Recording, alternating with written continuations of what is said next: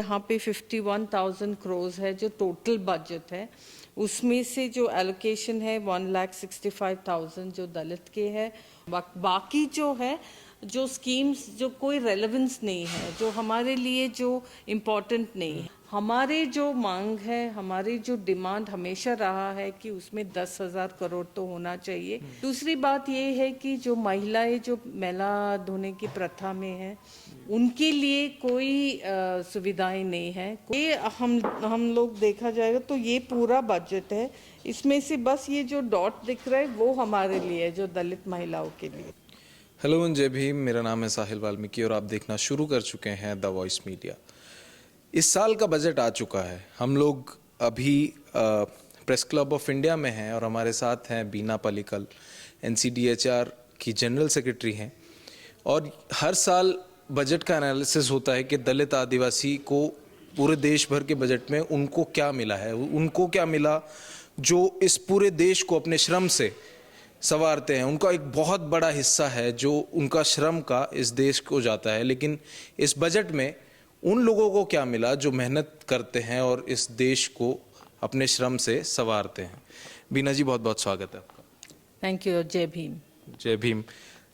क्या मिला है दलित आदिवासी को इस बजट में? कितना क्या मिला है, क्या नहीं मिला है, कम हुआ है, बढ़ा है? जी, हर साल की तरह NCDHR इस बार भी जो इंटरिम बजट है, क्योंकि इलेक्शन की साल है, फिर भी हम लोग वो एनालिसिस किया है, जहाँ पे आप लोग देखा जाएगा कि यहाँ पे 51,000 करोड़ है जो टोटल बजट है, उसमें से जो एलोकेशन है 1,65,000 जो दलित के है और आदिवासी का 1,21,000 है। जो पूरा अगर हम पॉपुलेशन प्रोपोर्शनेट जो बोलते हैं 16.8% होना चाहिए जो एलोकेशन, लेकिन सिर्फ 11% हुआ है दलितों के लिए, तो वहाँ पे भी कम किया है बजट का। और आदिवासियों के लिए ऑलमोस्ट 8%, ऑलमोस्ट आदिवासियों के लिए it's a little bit better allocation दिया गया है। लेकिन इंटरेस्टिंग बात ये है कि ये जो 1,65,000 जो आवंटित किया है, उसमें से सिर्फ 3% जो है वो ग्राउंड लेवल तक पहुंच रहे हैं। बाकी जो है जो स्कीम्स जो कोई रेलेवेंस नहीं है, जो हमारे लिए जो इम्पोर्टेंट नहीं है, जैसे रोड्स बनाने के लिए या इलेक्ट्रिसिटी देने के लिए, जहाँ पे डिसएग्रीगेटेड डेटा नहीं है कि ये सिर्फ इतने दलित लोगों के लिए है। वो बोलते हैं कि नहीं, रोड पे दलित भी चलते हैं, तो वो पैसा इसके लिए यूज़ करते हैं। तो ये ओवरऑल जो एनालिसिस है। लेकिन थोड़ा और इन डेप्थ में देखेंगे तो जो हमारे लिए शिक्षा है, एम्प्लॉयमेंट है, हेल्थ है, ये सब बहुत ही काफ़ी इम्पॉर्टेंट स्कीम्स हैं। जो एलोकेशन पोस्ट मैट्रिक स्कॉलरशिप में जितने पिछले साल दिया है उससे थोड़ा ज़्यादा दिया है, 6,000 करोड़ तकरीबन। लेकिन हमारे जो मांग है, हमारी जो डिमांड हमेशा रहा है कि उसमें 10,000 करोड़ तो होना चाहिए, ताकि और ज़्यादा बच्चे को ये लाभ मिले। वहाँ पे भी पूरा नहीं दिया है। दूसरी बात ये है कि जो महिलाएं जो मैला धोने की प्रथा में है, उनके लिए कोई सुविधाएं नहीं है, कोई बजट नहीं है। उसमें से उनके जो बच्चे हैं उनके लिए एक स्पेशल स्कीम था, स्पेशल योजना था। हाँ, जो नॉट ओनली रिहैबिलिटेशन, जो स्कूल के फीस और स्कूल स्कॉलरशिप, वो भी पूरा हटाया गया है। और पूरा पैसा उन्होंने जो मैकेनाइजेशन है इसका, ऑफ कोर्स मैकेनाइजेशन इम्पॉर्टेंट है, मैं नहीं बोल रही कि नहीं करना है, लेकिन उसके साथ साथ ये जो लोग पुरखों से, मतलब for years and years they have been doing the same profession, उनके लिए आप क्या ऑल्टरनेट प्रोवाइड कर रहे हैं, उनके बच्चों के लिए क्या ऑल्टरनेट प्रोवाइड कर रहे हैं, उनके लिए शिक्षा क्या होना है वो। तीसरी ये बात है कि वेंचर कैपिटल के लिए पिछले बार 70 करोड़ था, इस बार सिर्फ 10 करोड़ है, वो भी कम हुआ है। तो जिन सेक्टर्स में आप देखिए कि जिन सेक्टर्स में हम आगे बढ़ सकते हैं, शिक्षा या वेंचर कैपिटल, जैसे कैपिटल मिलता है, बिजनेस शुरू कर सकते हैं, उसमें जो जिन सेक्टर्स में हम आगे बढ़ सकते हैं उन सेक्टर्स में जो एलोकेशन है बहुत कम किया है, और जिन सेक्टर्स में उनको कोई परवाह नहीं वहाँ पे ज़्यादा, लाइक एग्जांपल जल जीवन मिशन में बहुत पैसा डाला है, ऑलमोस्ट 13,000 करोड़ ऐसा।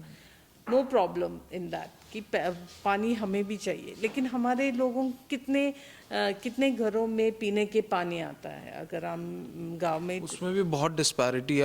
आधी दलित बस्तियों में तो वो पहुंचा ही नहीं है पाइपलाइन। वो पाइप आता ही नहीं है वहाँ तक ना। पॉलदीप जी भी प्रेस कॉन्फ्रेंस में बोला था कि पाइप आता है लेकिन बस्ती तक नहीं आता है, फिर भी हमें पानी लेना है तो सवर्ण बस्ती में ही जाके लेना है, और उसमें इतना भेदभाव है, इतना डिस्क्रिमिनेशन है। तो ये जो सोच है उनका, वो क्लियरली बजट में ही भी दिख रहा है कि उनका क्या सोच है।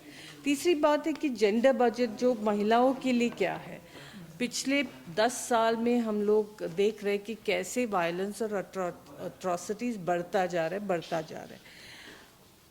अगर बढ़ता जा रहा है तो कोई तो सोच होगा कि कुछ मैकेनिज्म्स होना चाहिए। प्रिवेंशन ऑफ अट्रॉसिटीज एक्ट है जिसका प्रॉपर इम्प्लीमेंटेशन होना चाहिए, वो सब नहीं हो रहा है। उसके अलावा उन्होंने मात्र एक 168 करोड़ दिया है बजट, जो effective implementation of POA act and PCR act महिलाओं के लिए, बहुत ही कम राशि है वो। और ये हम लोग देखा जाएगा तो ये पूरा बजट है, इसमें से बस ये जो डॉट दिख रहा है वो हमारे लिए है, जो दलित महिलाओं के लिए, और ये जो डॉट दिख रहा है ये आदिवासी महिलाओं के लिए। तो इस पे भी देख सकते हैं कि कैसे जो महिलाओं के लिए जो राशि है वो कितना कम है, और कैसे वो हर साल कम ही हो रहा है। 0.03, ये 1.32, 0.34 ऐसा कम होता जा रहा है। तो ये भी बहुत ही एक मतलब दुर्भाग्य है हमारे लिए।